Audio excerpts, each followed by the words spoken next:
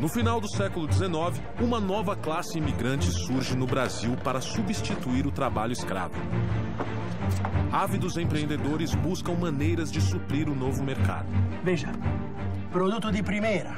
Controlando a manufatura e o comércio de seus produtos, um desses empreendedores torna-se um dos homens mais ricos e poderosos do Brasil. Francesco Matarazzo.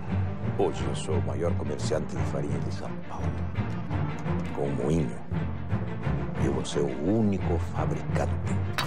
A construção de seu imponente moinho é um marco nacional e contribui decisivamente para o desenvolvimento do Brasil.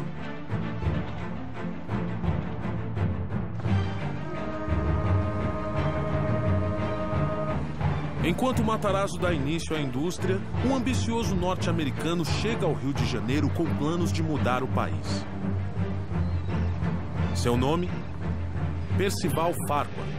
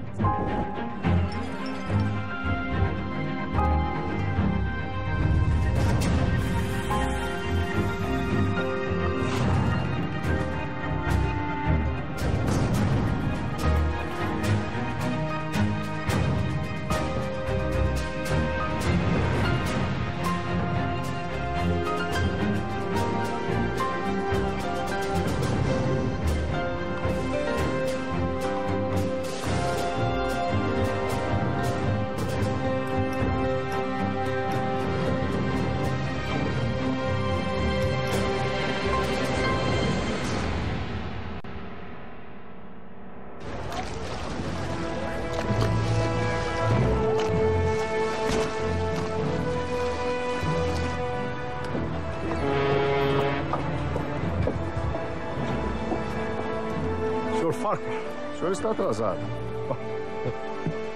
Bem-vindo ao Brasil. Como é que foi a viagem? Como todas as viagens, senhor Mackenzie.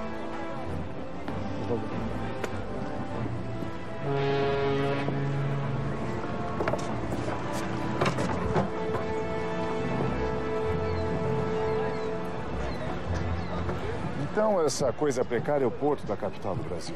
Pois prepare-se. O restante desse país será uma surpresa mais desagradável ainda. Ótimo. Ótimo.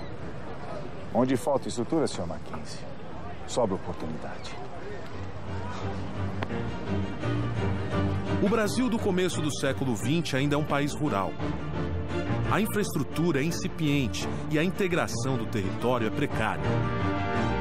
Até mesmo na capital da República, os serviços públicos são obsoletos. O Rio de Janeiro ainda não tem energia elétrica.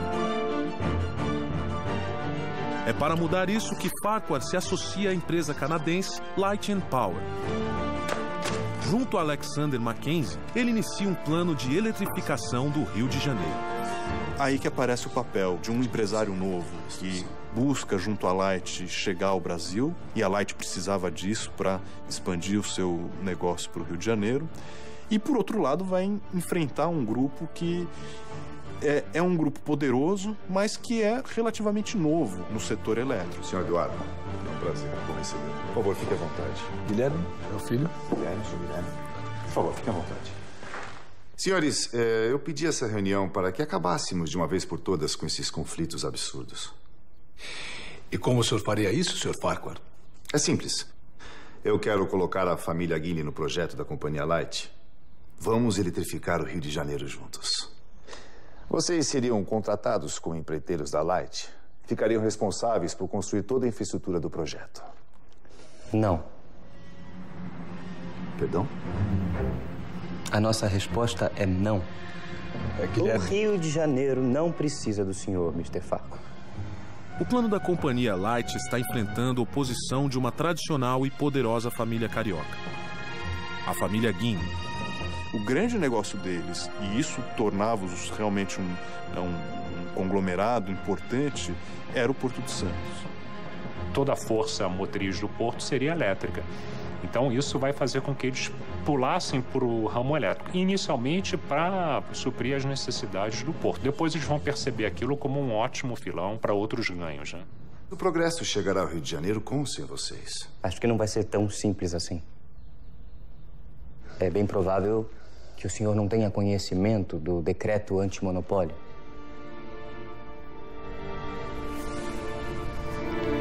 As concessões de eletricidade que o senhor pretende comprar vão contra o decreto.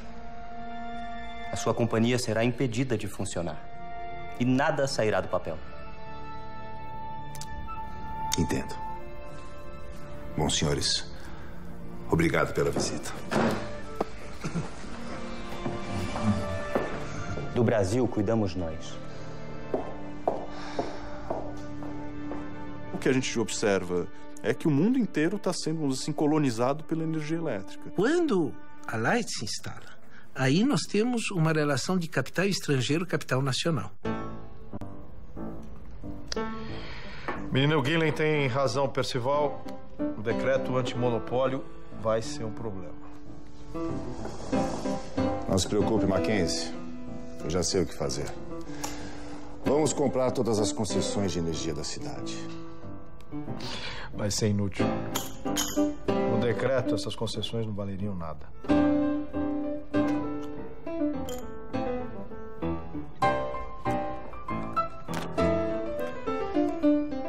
Full House.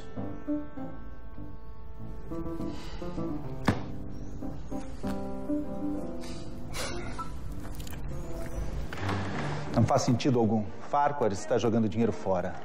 Eu sei, mas o governo brasileiro precisa ficar alerta. O senhor ministro há de convir que é preciso impor limites a esses estrangeiros. Guilherme Guiney suspeita que Farquhar está tramando alguma coisa. Ele articula com seus contatos políticos para garantir que os passos da Light and Power no Brasil sejam acompanhados de perto. Isso revela já o seu poder junto às autoridades. Obviamente, eles viveram a transição do Império para a Primeira República.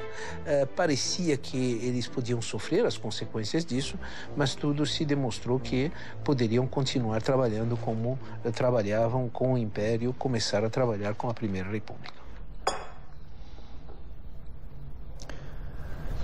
Temos ser portador de más notícias, Sr. Farquhar. A Companhia Light infringiu o decreto antimonopólio do governo brasileiro. Portanto, a partir de agora, a sua companhia está impedida de prestar serviços de fornecimento de energia elétrica para o Rio de Janeiro. É uma pena. Pensar que uma cidade tão importante como o Rio de Janeiro ficará sem energia elétrica me deixa entristecido. Afinal, eu detenho todas as concessões e não posso usá-las. Teremos que deixar o Rio de Janeiro no escuro por muitos e muitos anos, Sr. Miller. E é provável que todas as outras cidades no Brasil estejam eletrificadas. Enquanto o Rio, a capital da República, permanecerá nas trevas. Poderá até ser conhecida como a capital das trevas. Seria hilário, não seria, Sr. Ministro?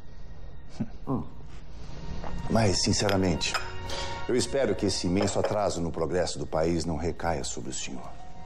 Afinal, lei é lei. O senhor está apenas a as cumprir e ninguém poderá culpá-lo por isso. As leis estão sempre visando o melhor para o país. É verdade?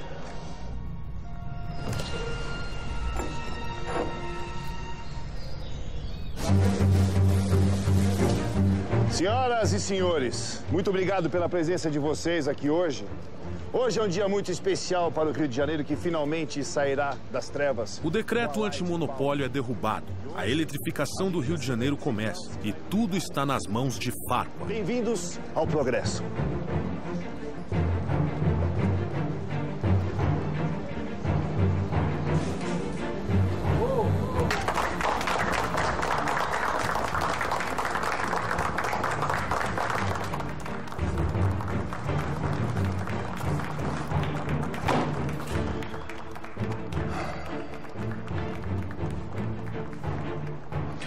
Homens como Farquhar podem tudo, inclusive destruir a nossa família.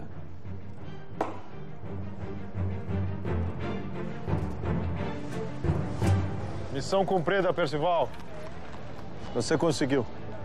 Isso é só o começo, meu caro. Tem outros planos para o Rio de Janeiro? Eu tenho planos para todo o Brasil.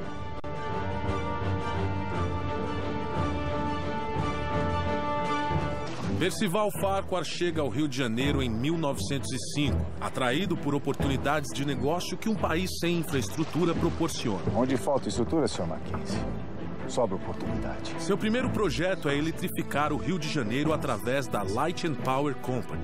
Mas seus planos esbarram no nacionalismo de um ambicioso jovem brasileiro, Guilherme Guinle. Do Brasil cuidamos nós. Com o poder de seu dinheiro, Farquhar consegue contornar as leis antitruste locais e dá início à eletrificação do Rio de Janeiro. E esse é apenas o primeiro passo do grande plano que o americano tem para o Brasil.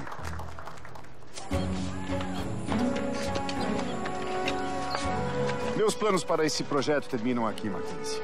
Deixa o Rio de Janeiro comigo.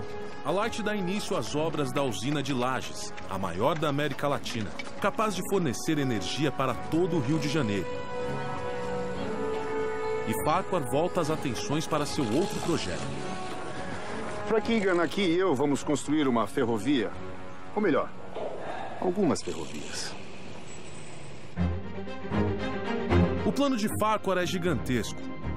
Um conjunto de estradas de ferro para interligar todo o continente americano.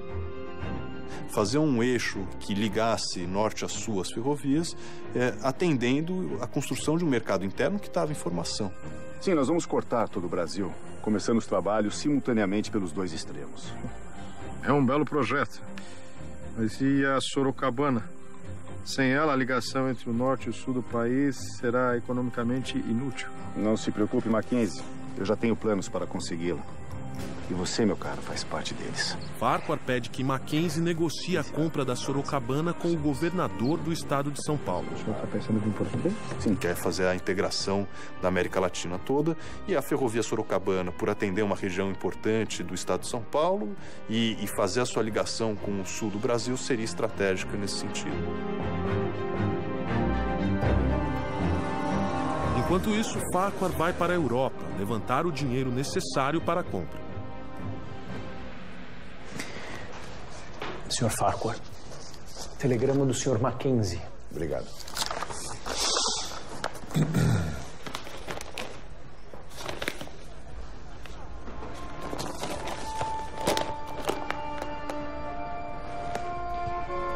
Algum problema, senhor?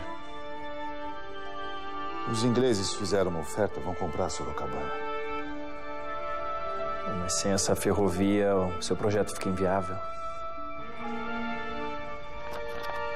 Frank, me dê o Jornal da Manhã.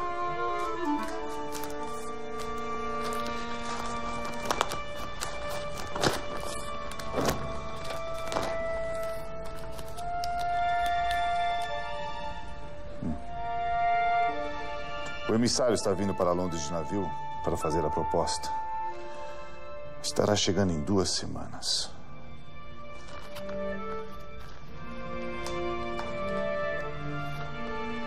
E qual o plano? Mande um telegrama imediatamente para o Mackenzie no Brasil e descubra quanto os ingleses estão pagando.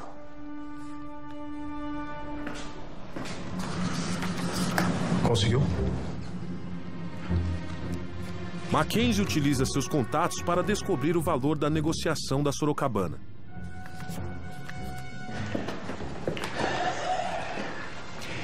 Os ingleses estão oferecendo 2 milhões de libras, Sr. Farquhar. Vamos cobrir a oferta. Mas é muito dinheiro. E o senhor tem apenas 2 semanas para consegui-lo. É impossível. Não é possível, não para mim, Frank.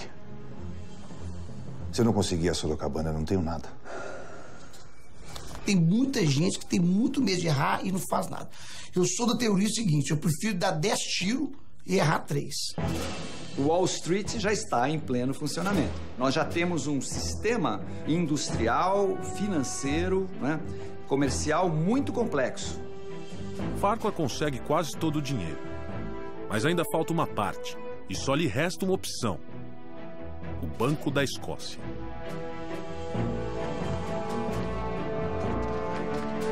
Só um segundo, Sr. Farquhar. Negócios importantes não podem esperar. O presidente do Banco da Escócia é o britânico Lord Balfour. Mas, para azar de Farquhar, Balfour também é presidente da São Paulo Railway. a empresa inglesa que está prestes a comprar a Sorocabana. Muito bem. Pelo que entendi, o senhor quer que eu lhe empreste dinheiro para comprar a Sorocabana antes de mim. É isso mesmo. Exatamente. O senhor está falando sério? Com certeza, Lord Balfour. Eu jamais brincaria com um homem tão respeitável como o senhor. Eu estou apresentando um plano de negócios sólido e muito lucrativo para o Banco da Escócia. E o senhor, como presidente, não pode deixar que os seus outros negócios, como a São Paulo Railway, influenciem na sua decisão. O presidente do banco deve zelar pelos interesses do banco. Caso contrário, não deve continuar como presidente. Estou certo? Tem que saber ter coragem, tem que ter ousadia, tem que saber correr risco, porque a gente que é empresário corre muito risco e poucas pessoas têm estômago para correr esse risco. Farquhar consegue o empréstimo de Balfour e compra a Sorocabana antes do inglês. Com isso, finalmente começa seu projeto de integração das Américas. Farquhar funda uma empresa única para cuidar de todas as suas ferrovias. Estamos falando da Brazil Railway Company, que dará impulso à construção da Madeira Mamoré entre 1907 e 1912, e o foco era a exportação da borracha para os mercados, tanto para o mercado norte-americano, mas principalmente para a Europa. Mas a engenharia americana não está preparada para lidar com todos os problemas tropicais. São 23 quilômetros até lá. Quanto tempo levará para concluir esse trecho? Pelo estudo que a gente fez, eu creio que... O senhor está bem? Sim, eu tô... É só...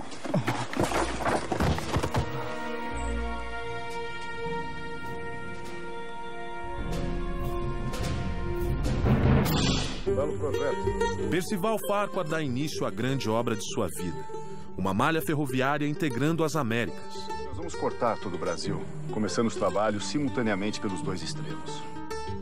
Mas a impossibilidade de conseguir a concessão da ferrovia Sorocabana quase coloca tudo a perder.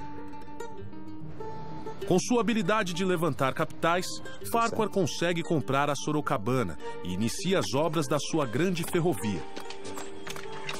Mas depois de superar os obstáculos políticos e financeiros, ele se depara com um inesperado desafio tropical.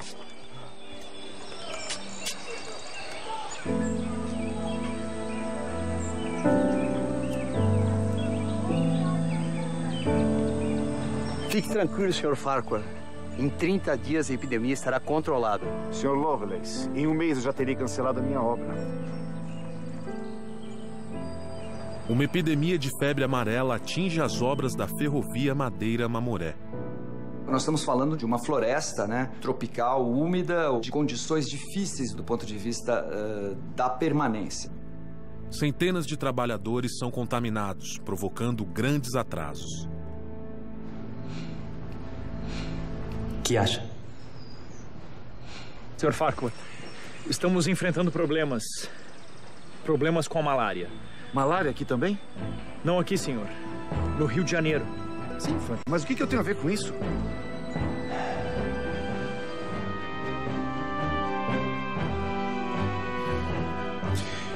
Eu tenho minhas dúvidas, Guilherme. É a estratégia perfeita. Com isso, nós vamos parar a obra da usina de Lajes. Espero que você saiba o que está fazendo. Nós não podemos ter uma nova derrota pública para o Farquhar. Não tem com que se preocupar. Será o fim de Percival Farquhar. Ele tinha essa capacidade de lidar com imprensa no bolso, né? Enfim, brilhante nesse aspecto. Guilherme Guiney planta uma história na imprensa de que a epidemia de malária no Rio de Janeiro está sendo causada pela usina de Farquhar. Se a obra da usina for paralisada, os planos de Farquhar de eletrificar a capital da República serão destruídos. Para rebater as acusações de Guiney, Farquhar convoca o médico sanitarista Oswaldo Cruz.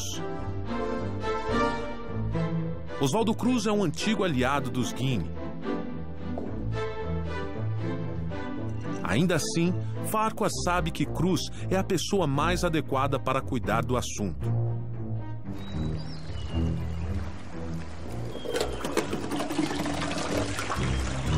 As obras são paralisadas até que o veredito seja dado pelo sanitarista.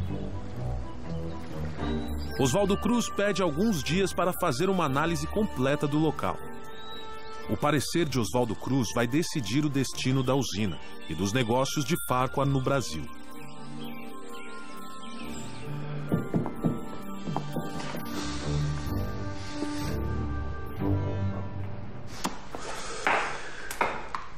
O que ele disse? A usina foi absolvida. Somos inocentes. Ótimo. Obrigado por essa notícia hoje. Um prazer, Sr. Farquhar. É inacreditável. Eu não consigo entender por que Oswaldo Cruz nos trairia dessa forma. Ele não traiu ninguém. Oswaldo Cruz fez o que tinha que fazer. Chega de jogar o nome da nossa família na lama. Você vai para Salvador, Guilherme. E vai ficar por lá. Então, Guilherme ganha o direito de representar os negócios da família Guinea em Salvador. Ou seja, prêmio pra lá de consolação.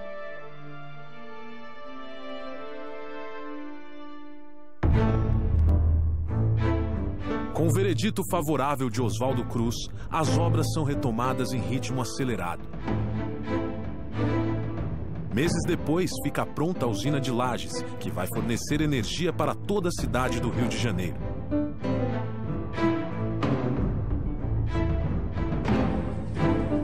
E Farquhar, triunfante, volta suas atenções para a Brazil Railway.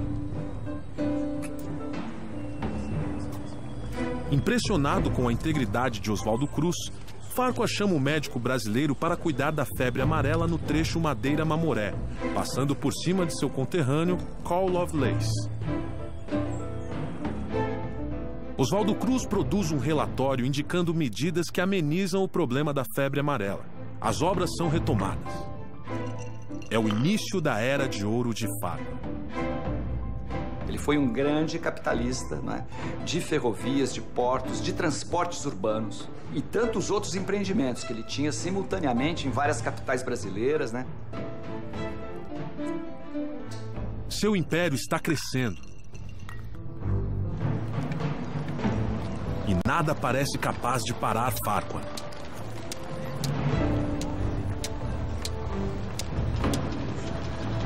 Até que um golpe do destino muda tudo.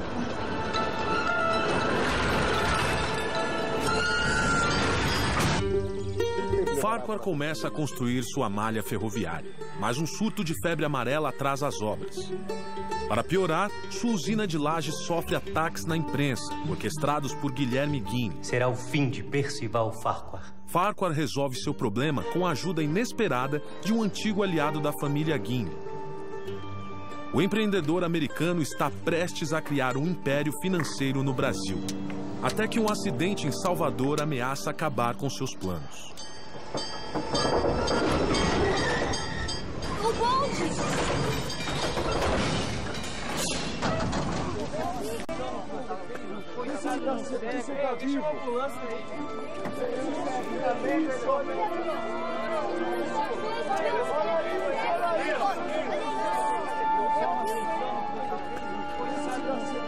Um cego morre atravessando a rua em Salvador e o bonde que o atropelou é operado pela Bahia Tramway, uma empresa de Percival Farquhar.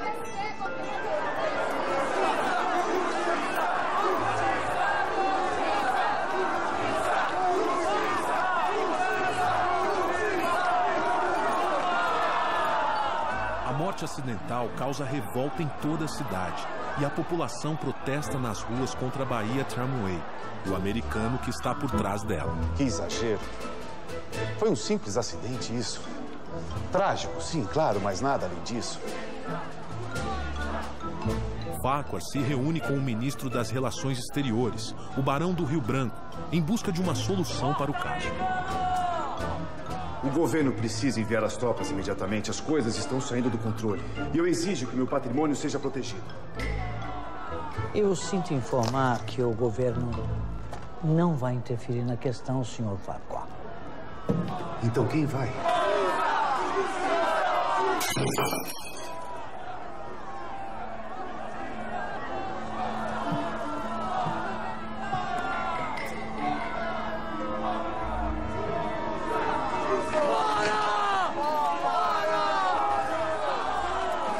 E um homem espera que a revolta ganhe proporções ainda maiores. Ele se aproveita desse momento para mostrar a insensibilidade do capitalista estrangeiro, que tratou muito mal daquele acidente, e da sensibilidade do capital nacional. Esse é um caso onde se demonstra o senso de oportunidade do Guilherme. Aproveitando a crise, Guilherme consegue tirar a concessão dos bondes de Farquhar em Salvador. A Light and Power perde seus negócios na cidade e a imagem de Farquhar fica profundamente arranhada. Justiça! Justiça! Justiça! A Light entra com processo contra o município para reaver então esses bens que teriam sido depredados nesses dias de comoção. A Light chega com uma conta no município e o município fala, olha, de multa que você tem pela prestação de maus serviços é praticamente o mesmo valor ou maior do que o valor que você está nos apresentando.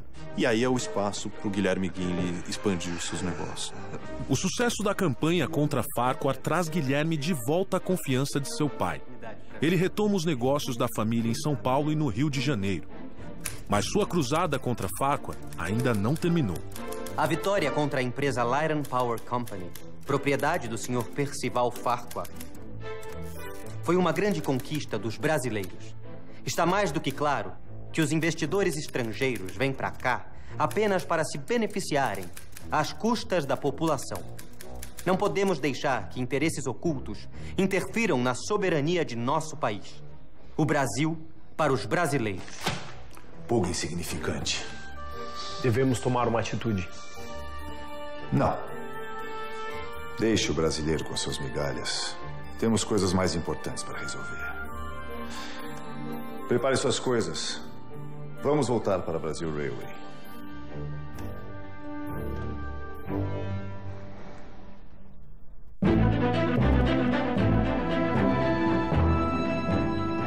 Senhoras e senhores, eu queria agradecer a presença de vocês aqui hoje. Farquhar consegue inaugurar o trecho Madeira-Mamoré em 1912. O foco era a borracha, quer dizer, o látex.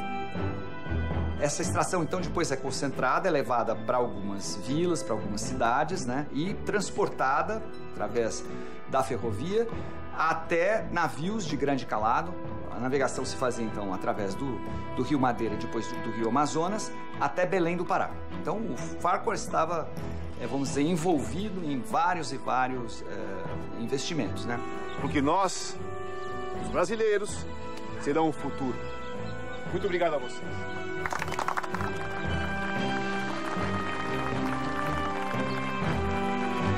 O sonho de uma malha ferroviária pan-americana finalmente está se tornando realidade. A Brasil Railway já detém 5.000 quilômetros de ferrovias na América Latina e planos para mais 4.000 quilômetros estão em andamento.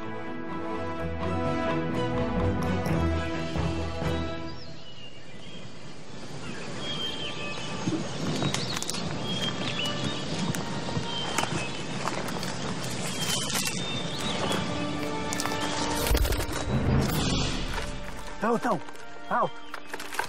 Cabo. Quanto falta até aí, Dani? 5 quilômetros, senhor. Ótimo. Aqueles rebeldes não vão nem ver o que os atingiu.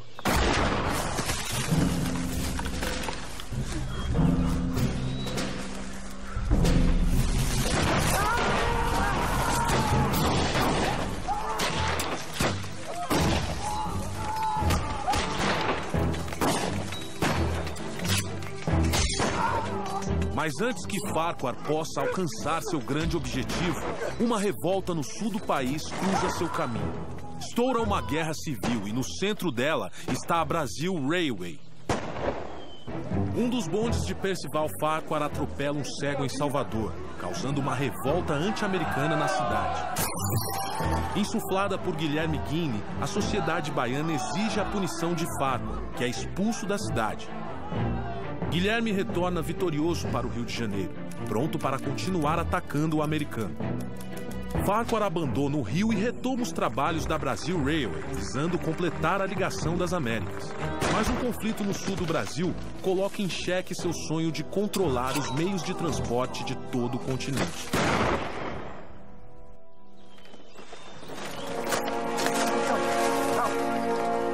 Cabo,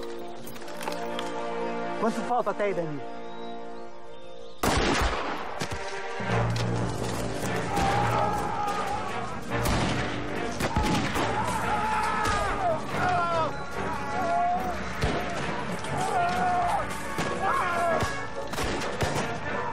Retirada, pelotão! Retirada!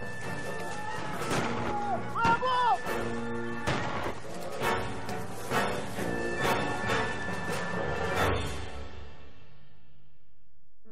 Em Santa Catarina começa uma revolta de camponeses que perderam suas terras para a Brazil Railway.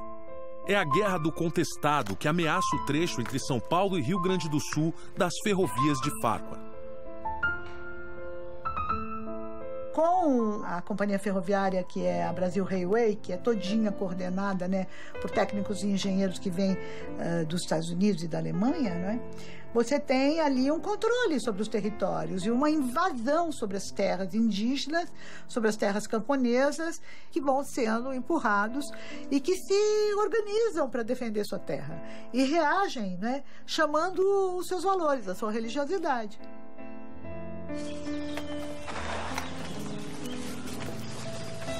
Sem ter noção do real tamanho do movimento, as tentativas iniciais do governo para conter os rebeldes são violentamente derrotadas.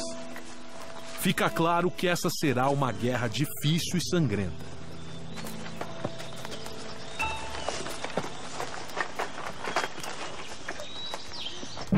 Farquhar apela para um velho conhecido, o novo ministro das Relações Exteriores, Lauro Miller.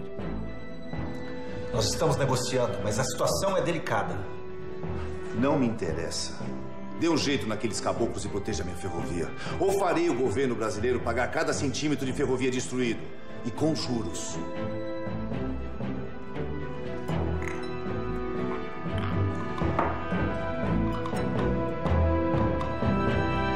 Lauro Miller ajuda Farquhar enviando tropas federais para reprimir a revolta.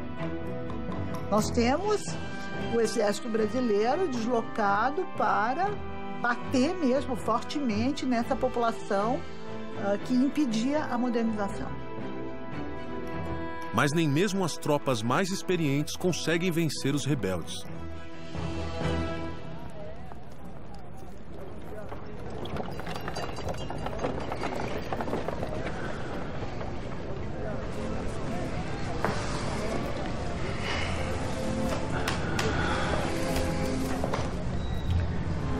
Seu pai foi um bom homem, Guilherme. Eduardo Palacin Guinle morre em 1912, deixando a chefia da família para Guilherme. Eu só lamento que ele não esteja aqui para ver a queda de Percival Farquhar.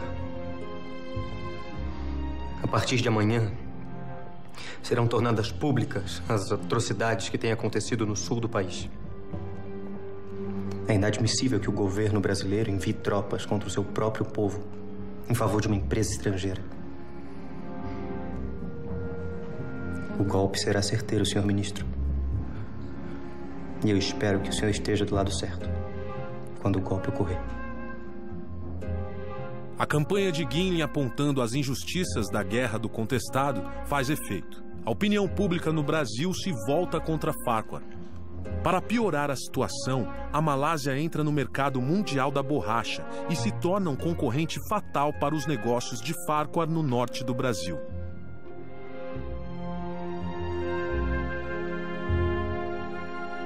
A partir desse momento, o Farquhar vai ter, acho que, talvez um primeiro grande baque, né, nos seus negócios. Esse país foi um erro. Todos os meus negócios estão ruindo. Nem todo, Sr. Farquhar. A Brasil Railway continua operando no azul. Você verificou os relatórios mais uma vez, Iga? Tem certeza dos números? Certeza absoluta. Aquela ferrovia está em meio a uma guerra. Eu não consigo entender como ela pode estar dando lucros. É uma empresa sólida. E vai ser minha salvação. Percival, é melhor você pensar bem no seu próximo passo.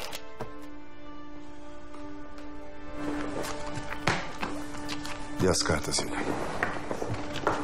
A receita do sucesso é ter coragem de, em um momento difícil, você continuar a luta, porque não vai ser só momentos bons. Em São Paulo, os empreendimentos de Francesco Matarazzo continuam crescendo. Ele funda a Indústrias Reunidas Fábricas Matarazzo, que engloba todos os seus negócios. Com a idade avançando, ele começa a pensar na aposentadoria e trata de preparar um sucessor. Eu tenho a honra de anunciar que meu filho Hermelino é agora o diretor-geral das Indústrias Reunidas Fábricas Matarazzo.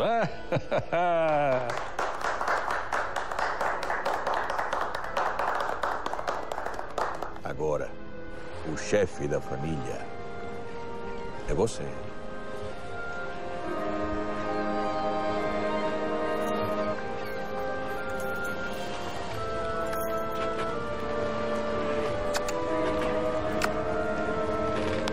Francesco decide viajar para sua terra natal, a Itália, buscando descansar das demandas de seu império. E a partir daí ele teve que lidar com essa estrutura familiar empresarial à distância. Isso fez com que, ao mesmo tempo, ele continuava lidando com os negócios, mas ele teve que se afastar. Certamente isso afetou a estrutura patriarcal com forte presença da matriarca durante esse período. A Brasil Railway vai conquistar as Américas ainda esse ano. Viva Brasil Railway! Viva! Viva! Farquhar vende diversos investimentos para comprar ações da Brasil Railway. Senhor Iga. Obrigado.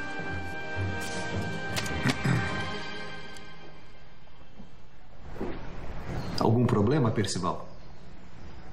Não. Tudo bem, o jantar está servido. Bom apetite a todos. Obrigado.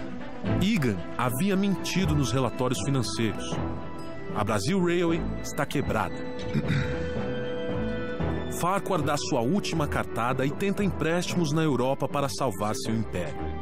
O Farquhar, ele tinha uma capacidade de convencimento dos investidores estrangeiros, então nos mercados em Paris, em Londres, em Nova York. O Brasil sempre teve um grande problema na área de investimento, né? Então você tem que ser criativo, inovador para poder conseguir financiamento. Com a promessa de um empréstimo, Farquhar retorna ao Brasil.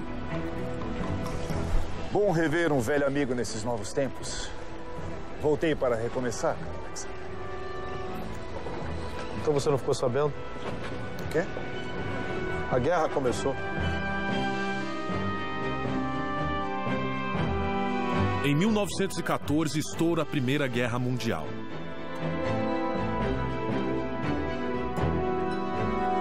O conflito abala a economia mundial e o empréstimo de Farquhar é imediatamente cancelado.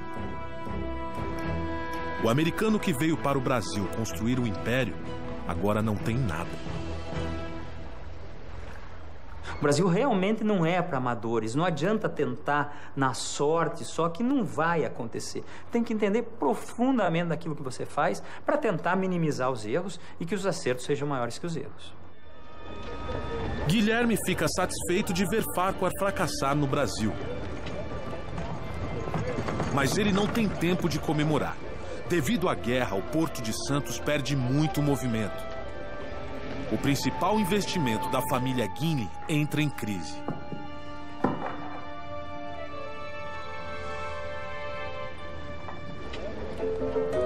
Enquanto a maioria sofre durante a Primeira Guerra Mundial, um imigrante italiano está determinado a lucrar com ela. Giuseppe Martinelli chegou ao Brasil pobre, mas cheio de ambição. Em alguns anos, fez fortuna no país, importando principalmente bebidas.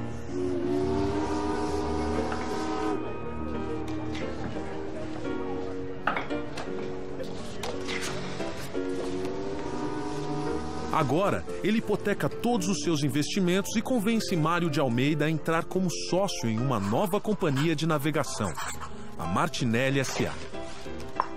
Dê entrada imediatamente. Tem certeza que é uma boa ideia, Martinelli? Temo que aproveitar a guerra, Almeida. Não fugir dela.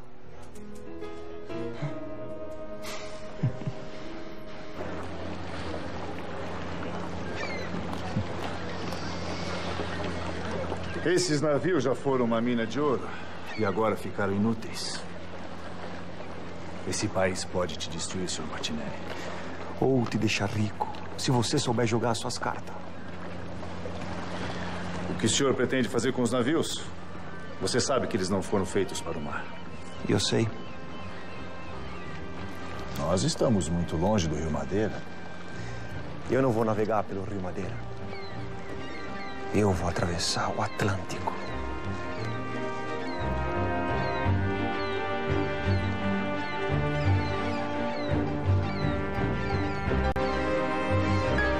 Martinelli reforma os navios fluviais, preparando-os para atravessar o Atlântico em meio à guerra. O risco é imenso, mas Martinelli é homem de altas apostas. Ele não permitirá que uma guerra mundial fique em seu caminho.